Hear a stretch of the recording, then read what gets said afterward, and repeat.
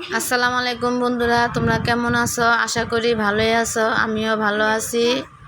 নোনা ইলিশের ভর্তা বানামো কীভাবে বানাই তোমরা দেখো। প্রথমে নোনা ইলিশটা কাটতে লইবা সুন্দর করে।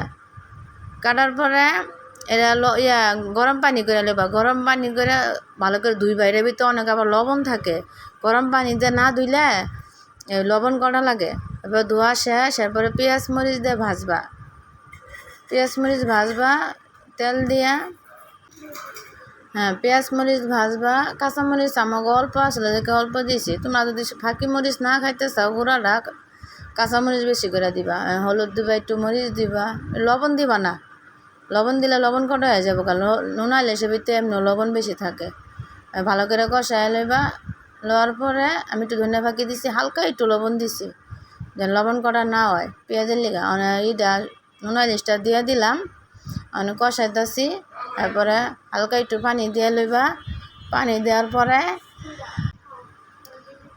পানিটা শুকায় গেছে গা, হয়ে গেছে। বন্ধুরা তোমরা